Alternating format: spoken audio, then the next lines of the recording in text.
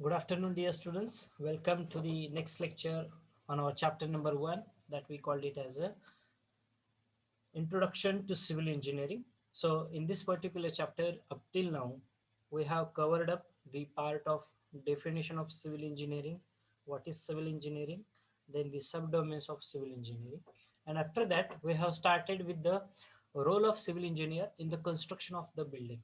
Okay, so before starting this construction of the upper slab and beam, that is our step number 9 in this particular presentation, we have covered up the introductory part and the initial steps that you have to carry out before starting of any project.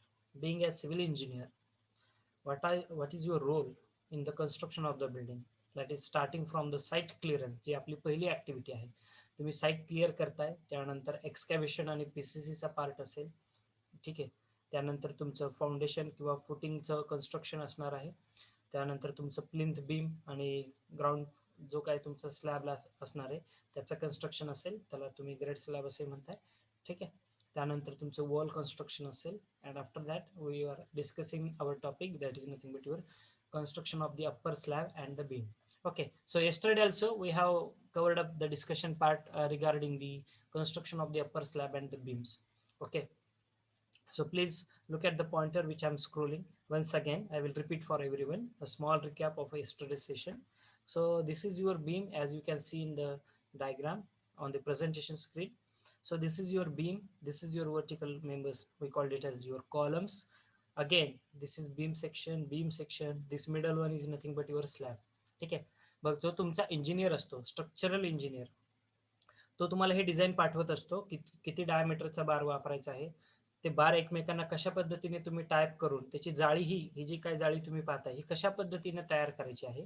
तर हे design तुमच्याकडे आलेलं असतं. हे design आल्यानंतर हे डिझाईननुसारच व्यवस्थित बांधण्यात आलेलं आहे का, तर ते चेक करायचं काम सगळ्यात महत्त्वाचं तुमच्या म्हणजे त्या सिव्हिल इंजिनियरचं असतं. आता तुमच्या हे जे काही कन्स्ट्रक्शन साईट चालू असते त्या साईटवरती, आता सपोज मी इंजिनियर आहे, मी एखाद्या व्यक्तीचं काम हातात घेतलंय माझ्याकडे. ठीक आहे. मग मी हे काम, माझी कंपनी हे काम बरोबर करताय का नाही, तर हे चेक करण्यासाठी परत तिसरा इंजिनियर असतो, ज्याला थर्ड पार्टी ऑडिट असं म्हटलं जातं, थर्ड पार्टी इन्स्पेक्शन असं म्हटलं जातं. तो बाहेरचा इंजिनियर असतो की जो त्या क्लायंटनी ऑर्गनाईज केलेला असेल. म्हणजे काय असतं ऍक्च्युली, सपोज एक कस्टमर आहे, तो कस्टमर एका माणसाला काम देतो घर बांधायचं. ठीक आहे. पण तो माणूस खरंच बरोबर काम करतोय का, ॲज पर डिझाईन त्यानं काम केलेलं आहे का, जेवढं मटेरियल वापरायला पाहिजे तेवढं त्यानं मटेरियल वापरलं आहे का. तर हे चेक करण्यासाठी तो जो क्लायंट असतो, जो कस्टमर असतो, तो काय करतो, अजून एका तिसऱ्या व्यक्तीला अपॉइंट करतो. तो पण एक इंजिनियर असतो, एक्सपिरियन्स्ड इंजिनियर. तो त्यांना ऑर्डर करतो किंवा इन्स्ट्रक्ट करतो की हे जे काम चाललेलं आहे ते बरोबर होतंय की नाही हे सांगा. मग तो जो थर्ड पार्टी इन्स्पेक्टर असतो, सिव्हिल इंजिनियर, ठीक आहे, तो काय चेक करतो की हे डिझाईन ज्यांना बांधकाम दिलेलं आहे, ज्यांच्याकडे असं डिझाईन आहे, त्यांनी बरोबर हे जे काही डिझाईन त्यांना मिळालं आहे त्यानुसार बांधकाम केलंय का, स्टीलची जाळी हे बरोबर त्या, आणि ॲक्च्युअलमध्ये 40 किंवा 45 बॅगच वापरल्यात, बाकीच्या सगळ्या बॅग त्यांच्या खिशात गेल्यात. ठीक आहे. करप्शन. सो असं काही प्रकार होतोय का, किंवा ते डिझाईन एक दिलंय आणि इंजिनियर बांधतोय दुसरंच वेगळं डिझाईन काहीतरी करतोय, बदल काहीतरी करतोय, असं काही होतंय का. So to supervise, to inspect the construction activities which are going on, we are having the third party inspection. ठीक आहे. मग हे जे बांधल्यानंतर हे जी काही जाळी असेल किंवा हे जे काही कन्स्ट्रक्ट केलेलं आहे, my voice is not audible, please respond. So हे जे काही तुम्ही रेन्फोर्समेंट बांधलेली आहे, टाईप केलेली आहे, ठीक आहे, ती चेक करण्यासाठी ते इंजिनियर्स येतात साईटवरती, ते चेक करतात. चेक केल्यानंतर तुम्हाला सिग्नल दिला जातो, yes now you can over the concrete in this particular section. Okay, once there is a signal from that structural engineer who is inspecting that particular site. Okay, or we also called as project management consultant, PMC चे जे लोक असतात. ठीक आहे.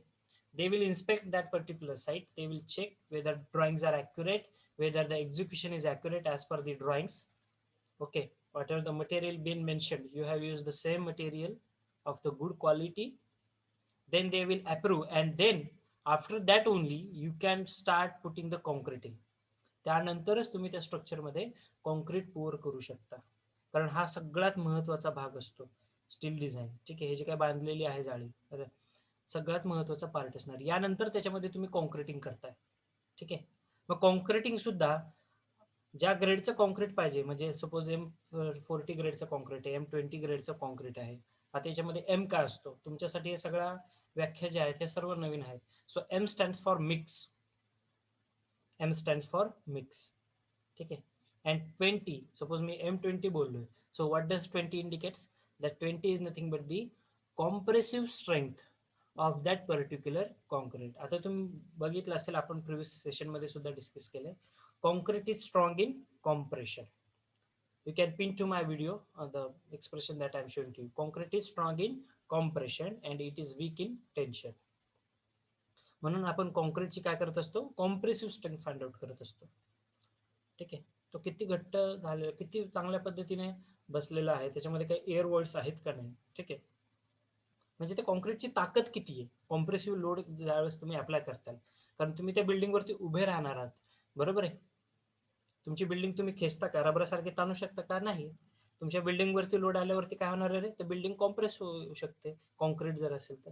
ठीक आहे, मग त्याचा कॉम्प्रेसिव्ह लोड किती आहे, त्याची कॉम्प्रेसिव्ह स्ट्रेंथ किती आहे, ताकद किती आहे लोड घेण्याची, ते तुम्ही फाइंड आउट करू शकता. कशी करतात, तर अप्लाय झालेला लोड डिवायडेड बाय एरिया.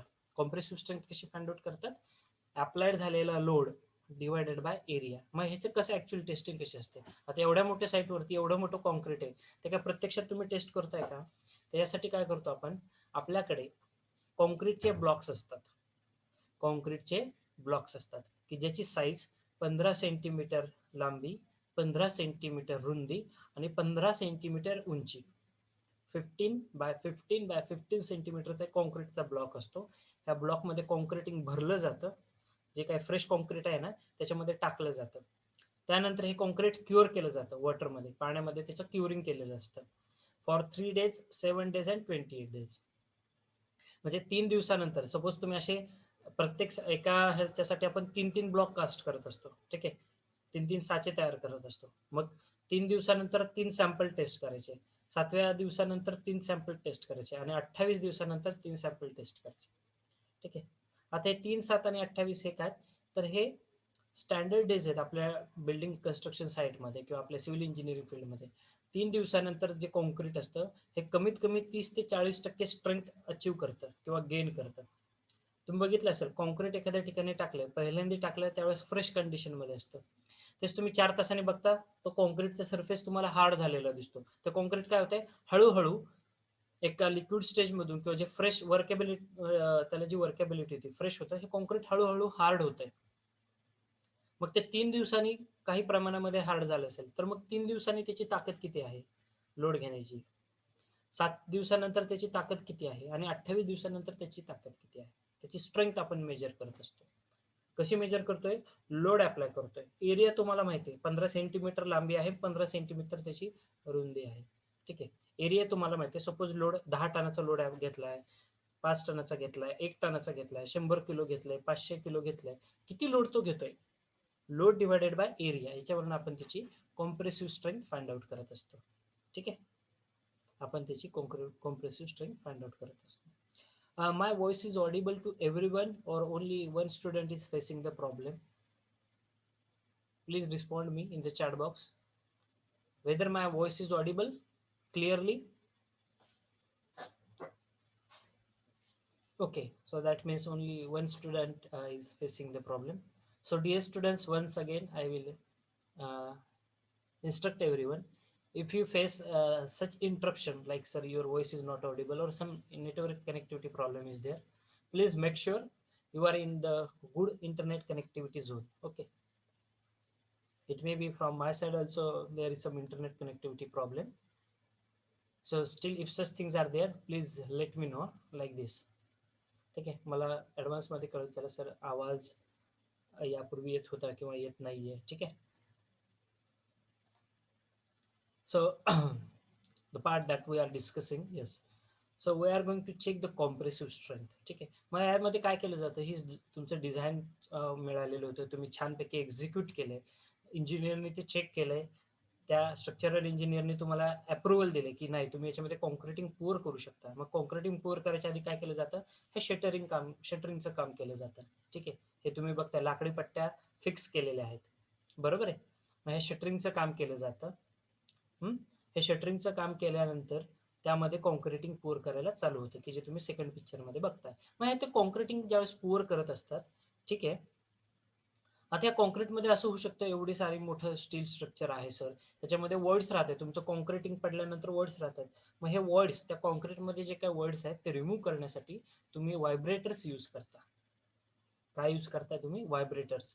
जर स्लॅब असेल तर स्लॅबसाठी आपण सरफेस व्हायब्रेटर यूज करतो.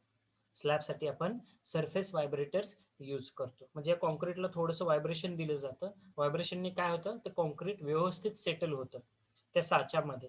त्याच्यामध्ये कुठल्याही प्रकारचे एअर वॉइड्स राहत नाही. ठीक आहे, आणि त्यामुळे त्याची फिनिशिंग ही खूप चांगली होते, तुमच्या स्ट्रक्चरची लाईफ वाढते.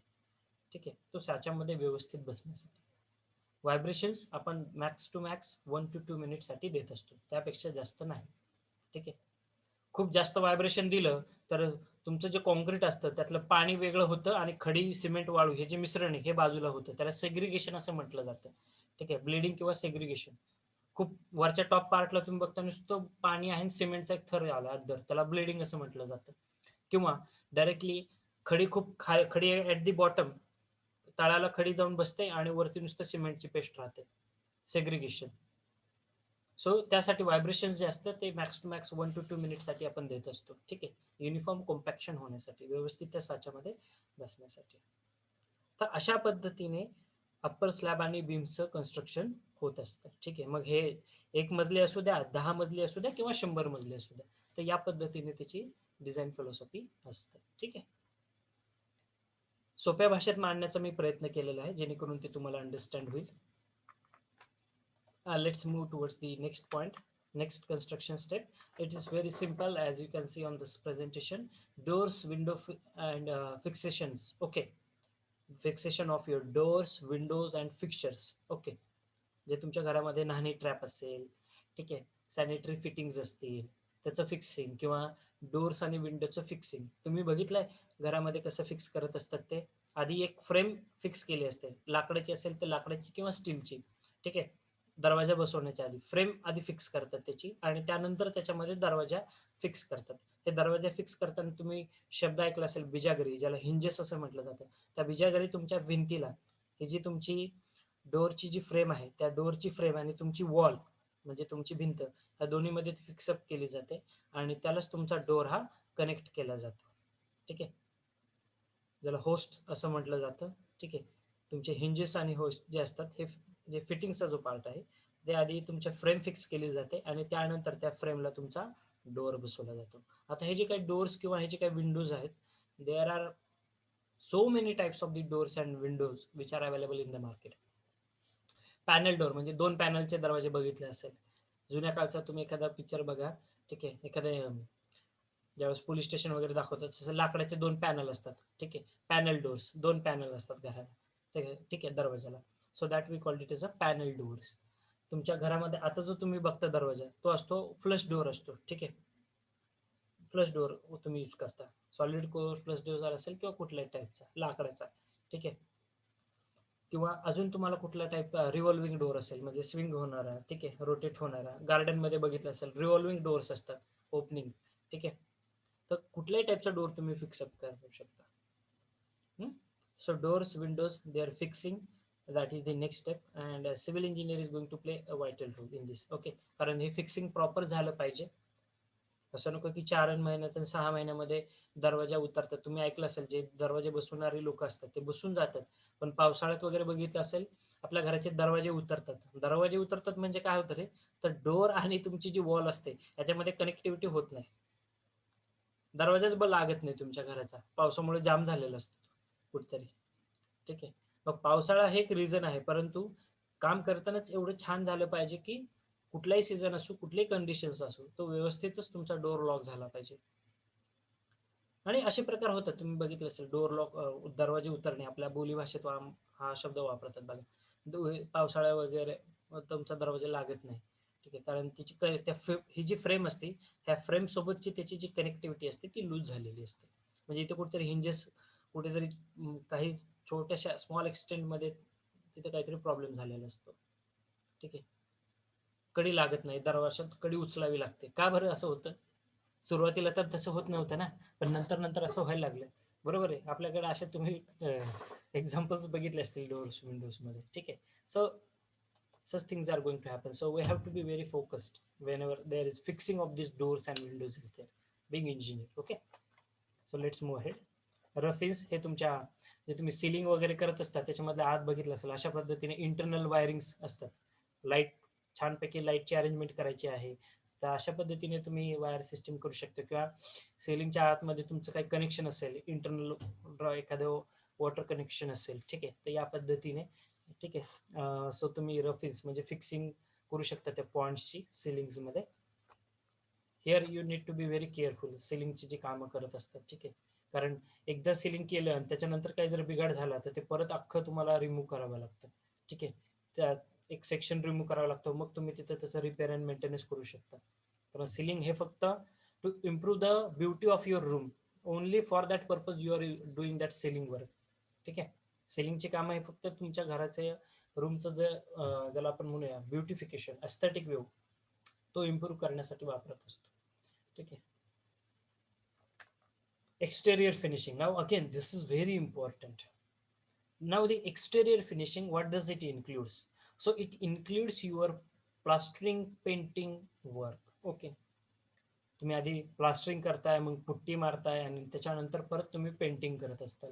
ठीक आहे, so exterior as well as interior finishing, I will discuss both. So why engineers will play a vital role here? Because तुमचं जर प्लास्टरिंग चांगलं झालं नाही, टाचे व्यवस्थित बसले नाहीत, ठीक आहे, प्लास्टरिंगच व्यवस्थित झालेलं नाही, किंवा तुम्ही घरावरती पुट्टी मारली किंवा डायरेक्टली तुम्ही एखादं पेंट अप्लाय करताय, जर ते त्या प्रोपोर्शनमध्ये जर झालं नाही तर काय होईल रे? तुमचा घराचा जो एस्थेटिक व्ह्यू आहे तो चांगला दिसणार नाही. बरोबर आहे, plus it will also affect the strength of that particular structure. Plastering करताना एका एका ठिकाणी खूप जास्त लेअर झालंय सर आणि एका ठिकाणी खूप कमी झालं, असं चालेल का रे प्लास्टरिंग? नाही चालणार ना. प्लास्टरिंग बघा किती युनिफॉर्म केलेलं असतं. सेम आता हे जसं बघताय तुम्ही, किती युनिफॉर्म प्लास्टरिंग केलेलं आहे या व्यक्तीनं. म्हणजे प्लास्टरिंगची जी जाडी असेल, जनरली ॲव्हरेज सांगतो तुम्हाला, एक 25 म्हणजे 1 इंच जाडी असते तुमच्या प्लास्टरिंगची. 1 ते 1.5 इंचापर्यंत घेतो आपण प्लास्टरिंग. त्याच्यामध्ये सुद्धा 2 किंवा 3 लेअरमध्ये, 3 टप्प्यामध्ये काम केलं जातं प्लास्टरिंगचं सुद्धा. पहिल्या टप्प्यामध्ये एक 12 जाडीचा थर मारला जातो. त्यानंतर तो 6 ते 8 किंवा एक 10 चा थर असतो, 12 ते 15, त्यानंतर 8 ते 10, त्यानंतर एक फिनिशिंग टच असतो फायनल. ठीक आहे, फक्त वरचा जो टॉप सरफेस असतो तो तुम्ही छानपैकी पॉलिश किंवा ते स्मूथ करत असता. हे तुम्ही बघितलं असेल प्लास्टरिंग करत असताना. पण ते जर प्रॉपरली झालं नाही तर काय होईल? कुठेतरी थर जास्त झालाय, कुठेतरी कमी झालाय, कुठेतरी, किंवा पाणी मारताना जर खूप जास्त पाणी मारलेलं असेल भिंतीला तर पॅचेस दिसतात, असे डब्बे दिसतात तुमच्या रूमवरती. It indicates you have used extra water. छानपैकी सर 5 फुटालाच पाणी लागलंय, खूप पाणी आमच्याकडे बोरला, म्हणून लई पाणी वारायचं नसते बांधकामामध्ये. ठीक आहे, त्याला तेवढ्या योग्य प्रमाणातच पाणी गेलं पाहिजे. पाणी आहे म्हणून जास्त मारणे किंवा पाणी नाहीच आहे म्हणून बिलकुल पाणी न मारणे, ह्या दोन्ही गोष्टींमुळे तुम्ही तुमच्या स्ट्रक्चरची लाईफ कमी करता. योग्य प्रमाणातच झालं पाहिजे, योग्य प्रमाणातच पाणी मारलं पाहिजे. त्याचं जे प्लास्टरिंग जे असेल, जे डिझाईनमध्ये दिलेलं आहे, 25 जाडीचा थिकनेस आहे, म्हणजे प्लास्टरिंगचा थिकनेस हा 25 पाहिजे, तेवढ्याच थिकनेसचं प्लास्टरिंग झालं पाहिजे. तितकी accuracy, you have to maintain that much of accuracy in your work, and engineers will play a vital role. They are going to inspect, yes, definitely it's a 25 layer that I am going to put up. It's a 25 sir. Okay, then the material which you are going to use it for that plastering, आता तर आयतं plaster मिळतं, you know, UltraTech मध्ये आयतं plaster तुम्हाला मिळतं आजकाल. म्हणजे प्लास्टरिंगचं जे material असणार आहे, cement, your sand and the chemicals or the water which you are using, तुम्ही डायरेक्टली आयतं घेताय. ठीक आहे, अल्ट्राटेकचं एक प्रॉडक्ट आहे, छान आहे ते. ठीक आहे, त्यानंतर आता हे प्लास्टरिंगमध्ये बघितलं असेल क्रॅक्स वगैरे जातात, प्लास्टरिंगचे क्रॅक्स, आतमध्ये भिंतीमध्ये क्रॅक नसतं, फक्त प्लास्टरला क्रॅक जातो आपल्या. ठीक आहे, सो त्याच्यामध्ये क्रिक प्लास्टो म्हणून पण एक छान प्रॉडक्ट आहे अल्ट्राटेकचं. ठीक आहे, हे क्रॅक्स वगैरे मिनिमाइज करण्यासाठी. कारण आजकाल जे आहे रिव्हर सँड वापरण्याचं प्रमाण तसं लोकांची मानसिकता अजूनही तीच आहे की सर नदीचीच वाळू वापरली पाहिजे, म्हणजे रिव्हर सँडच वापरली पाहिजे. परंतु जर रिव्हर सँड जर तुमच्याकडे अवेलेबल नसेल, तर तुम्ही मॅन्युफॅक्चर्ड सँड, ज्याला आर्टिफिशियल सँड असं म्हटलं जातं, एम सँड, ही सुद्धा तुम्ही वापरू शकता, which is the best way. ठीक आहे, कारण वाळूचा तुटवडा प्रचंड आहे, लिलाव थांबलेले राहतात. ठीक आहे, वाळू तेवढ्या प्रमाणामध्ये भेटत नाही. मग या केसमध्ये तुम्ही मॅन्युफॅक्चर्ड सँड एखाद्या क्रशिंग प्लांट वरतून केलेली ती सुद्धा वापरू शकता. रिव्हर सँड जसा रेट आहे तो तुम्हाला माहिती आहे, 8,000 10,000 रुपये पर ब्रास जातो. ठीक आहे, जास्तही जातो, 12-14 हजारापर्यंत जातो तुम्ही जर बाहेरून घेणार असाल तर. मॅन्युफॅक्चर्ड सँड 5 ते 7 हजारापर्यंत भेटून जाते तुम्हाला पर ब्रास. ठीक आहे, आणि एक सिंगल साईज युनिफॉर्मिटी आहे त्या मॅन्युफॅक्चर्ड सँडची खास क्वालिटी, म्हणजे धुतलेली राहते शिवाय ती. ठीक आहे, वाळू, त्यामुळं त्याचं फिनिशिंग खूप छान आहे वा यूज करण्यासाठी रिव्हर सँडपेक्षा सुद्धा. आणि आजकाल ते ट्रेंड आहे, सगळेजण एम सँडकडे चाललेले आहेत हळूहळू. मानसिकता अजून तेवढ्या प्रमाणामध्ये लोकांची बदललेली नाही. बांधकाम करायचं तर नाही हो सर, नदीचीच वाळू पाहिजे आम्हाला, 5-2 हजार जास्त गेले तरी चालते. हळूहळू that the days are going to be change. But yes, from civil engineering point of view, what civil engineer has to observe in case of this finishing: the thickness of your plaster, the material that you are going to use in making this plastering or doing the plastering, accuracy of your work. Okay, he has to monitor all these things. Along with the plastering, at the end of plastering मग तुम्ही putty use करताय, त्यानंतर तुम्ही painting करत असता. मग पेंटिंगमध्ये सुद्धा किती जाडीचं पेंटिंग पाहिजे, किती जाडीचा थर आहे, हे सुद्धा महत्त्वाचं आहे. नाही तर एका ठिकाणी हे सर खूप जास्त पेंट केलंय, दुसऱ्या ठिकाणी तसंच ठेवलंय, चालेल का तसं? घर कसं दिसेल तुमचं बाहेरून? चांगलं दिसेल का? नाही, बिलकुल दिसणार नाही. सो पेंटिंग सुद्धा ती युनिफॉर्म झाली पाहिजे. आता पेंटिंगसाठी सुद्धा ॲडिशनल इन्फॉर्मेशन सांगतो तुम्हाला. If you are using, before that I will take the doubt which has been put up in the chat box. Sir, the people who built our homes are not civil engineers or any skilled workers, then how did they know about that or other precautions? Okay, so good point you have raised, Mr. Prasad. See, आपल्याकडे ठेकेदारी किंवा contractor ही पद्धत फार पूर्वीपासून चालत आलेली. ठीक आहे, ठेकेदार म्हणा किंवा कॉन्ट्रॅक्टरशिप म्हणा तुम्ही, builders. Every builder is not an engineer, किंवा जे काही प्रत्येक ठेकेदार आहे हे काही इंजिनियर्सच नाही आहेत, काय ते टेक्निकली बीटेक सिव्हिल किंवा बीए सिव्हिल नाही आहेत.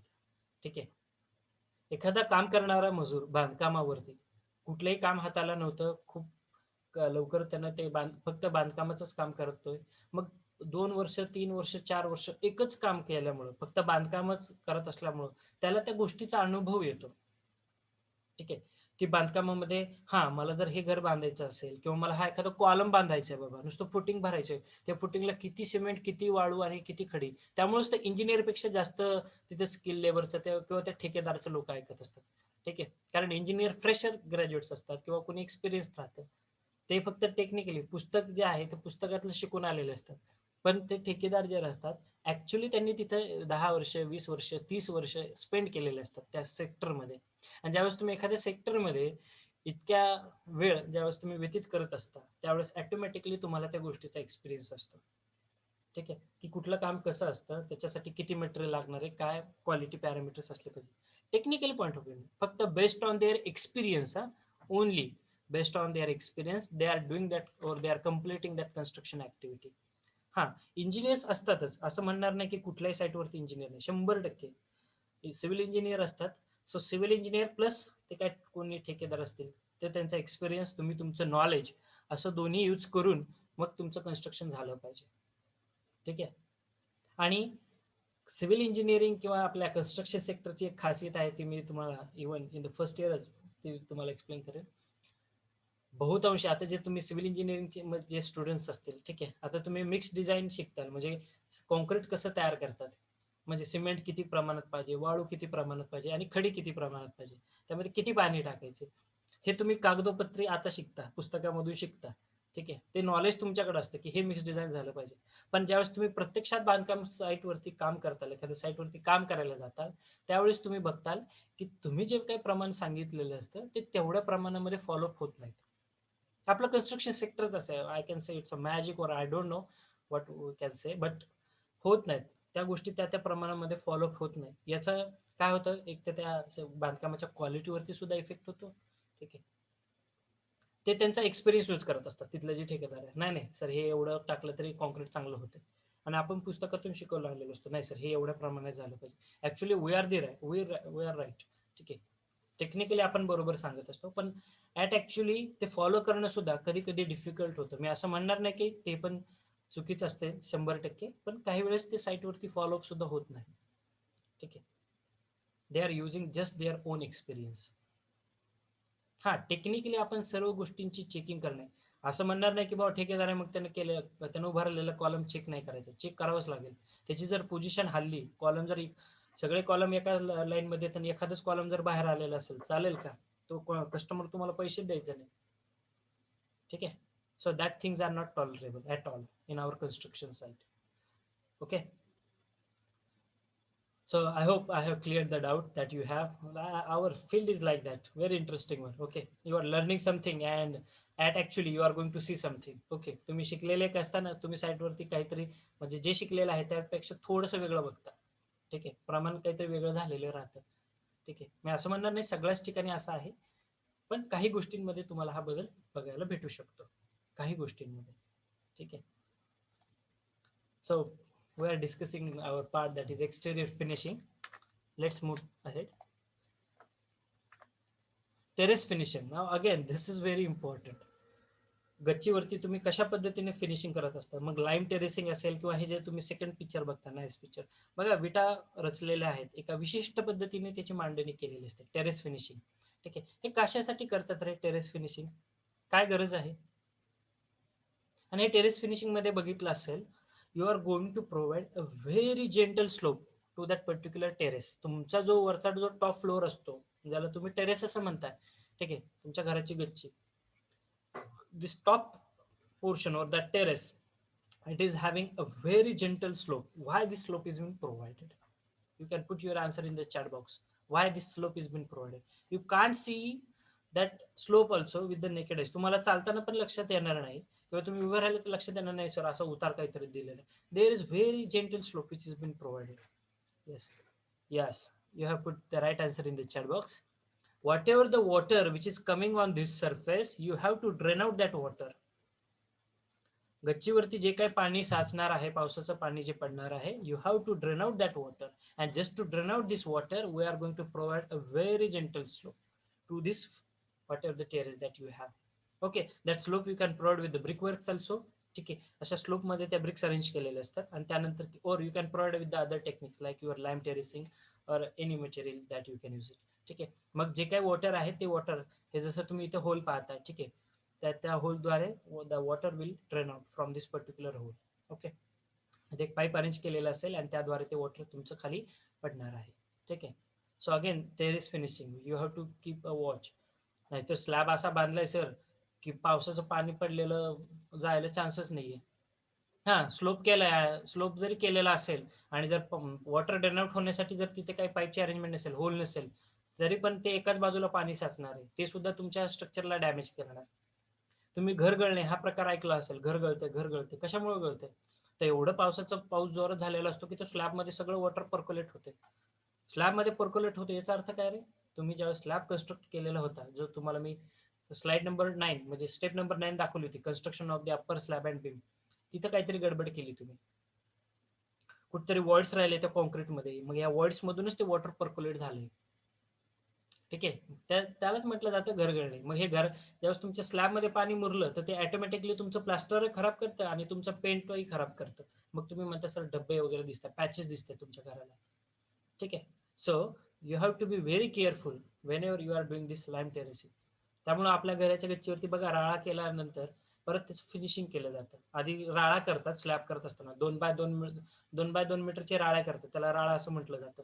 ठीक आहे, त्याच्यामध्ये पाणी ठेवून त्याचं क्युरिंग केलं जातं. राळा कशासाठी करतात? तर स्लॅबचं क्युरिंग करण्यासाठी, आणि त्यानंतर परत तो प्लेन करत असतात सरफेस.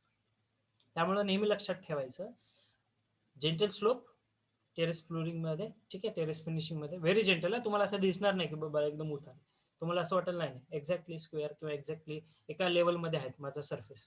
ठीक आहे, आणि वॉटर ड्रेन आउट होण्यासाठी ओपनिंग, इथे इंजिनियर्सची गरज लागते हे व्यवस्थित करण्यासाठी. Okay, so that is the next part, terrace finishing.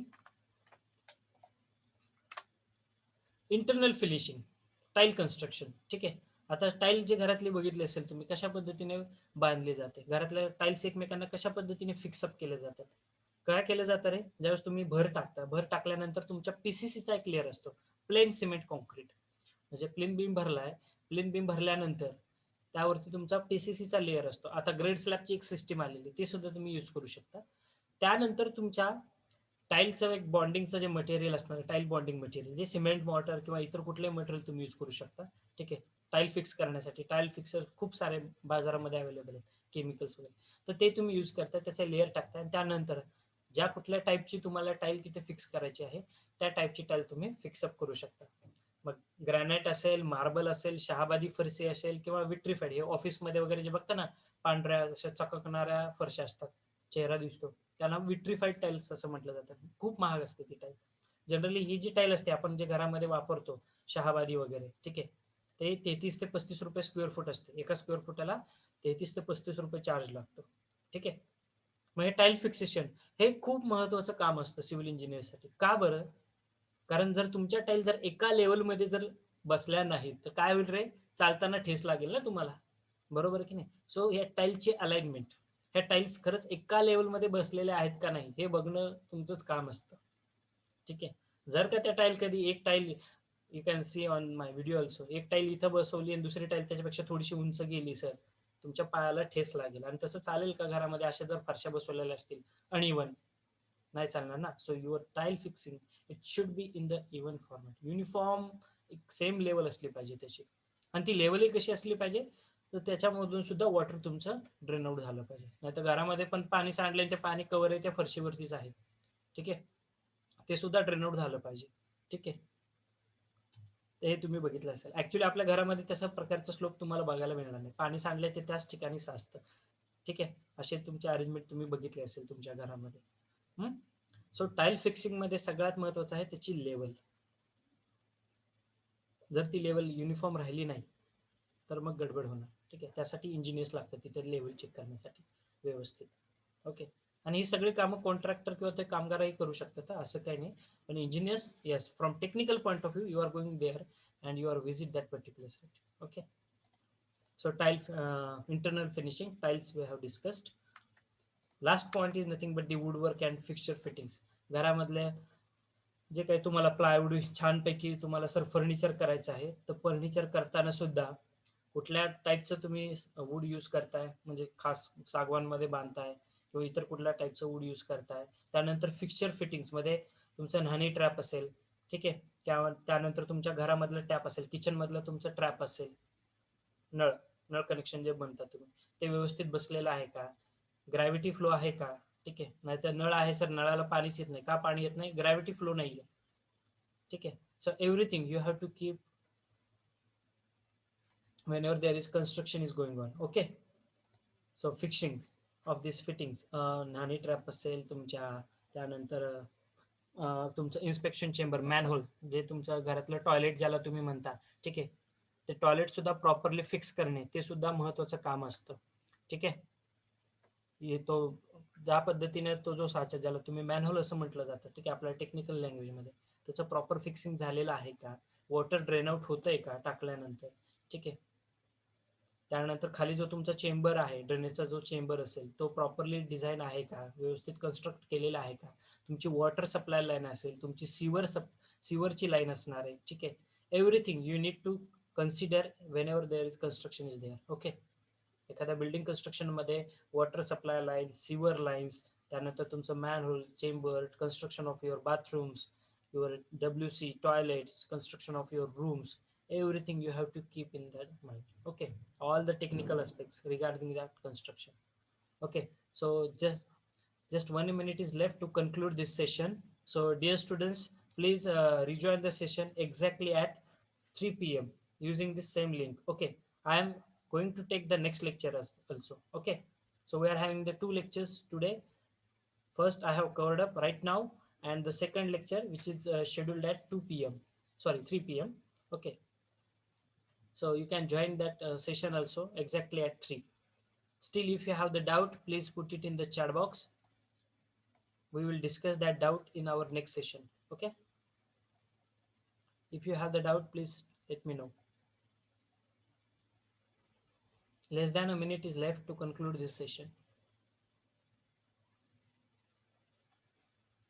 If there is no doubt, I will stop here for this particular time. We will meet exactly at 3 o'clock.